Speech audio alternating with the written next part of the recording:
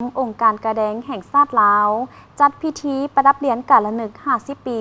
วันสถาปนาสาธารณรัฐประชาธิปไตยประชาชนลาวให้กับบรรดาพนักงานอาวุโสบำนาญอดีตพนักงานการนำผู้ที่มีผลงานดีเด่นประกอบส่วนเหือแห้งและสติปัญญาสุมใส่พัฒนาเวียกงานกระแดงให้มีการเติบใหญ่ขยายตัวเป็นเก่าๆอย่างบ่หยุดยั้งในวันที่ 1 ธันวาคม 2025 องค์การกระแดงแห่งชาติลาวจัดพิธีประดับเหรียญการละนึก50 ปีวันสถาปนาสาธารณรัฐประชาธิปไตยประชาชนลาวให้กับบรรดาพนักงานหลักแหล่งพนักงานอาวุโสบำนาญอดีตพนักงานการนำผู้ที่มีผลงานดีเด่นประกอบส่วนเหือแห้งและสติปัญญาสุ่มใส่พัฒนาเวียกงานกระแดงให้มีการเติบใหญ่ขยายตัวเป็นเก่าๆอย่างบ่หยุดยั้งโดยการเข้าร่วมและให้เกียรติประดับเหรียญของทานคำลาวันจันทลาวันเลขาคณะบริหารงานพรรคประธานองค์การกระแดงแห่งชาติลาวมีรองประธานหัวหน้าห้องสถาบันพนักงานอาวุโสบำนาญพนักงานหลักแหล่งพร้อมด้วยภาคส่วนที่เกี่ยวข้องเข้าร่วมในพิธีท่านห้องจันทวงศ์เลขาหน่วยพรรคห้องการกระแดงแห่งชาติลาวได้ขึ้นพานดำรัสให้ฮู้ว่า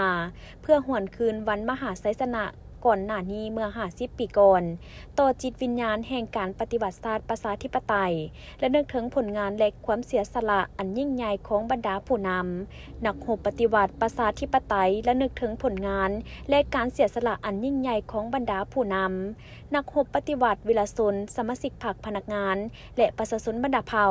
ที่ได้อุทิศให้แก่ภารกิจต่อสู้กู้ชาติอย่างพิละอาถรรพ์สามารถยัดได้ชัยชนะอย่างสมบูรณ์สถาปนาเป็นประเทศสาธารณรัฐประชาธิปไตยประชาชนลาวและเพื่อเป็นการย่องย้อสรรเสริญคุณงามความดีของบรรดาทานการนำทั้งในอดีตและปัจจุบัน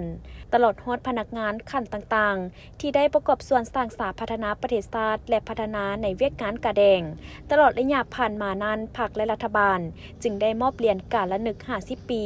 วันสถาปนาสาธารณรัฐประชาธิปไตยให้แก่บรรดาทานผู้ที่มีคุณงามความดีอันใหญ่หลวงในการอุทิศเหือแหงและสติปัญญาประกอบส่วนเข้าในภารกิจปกปักรักษา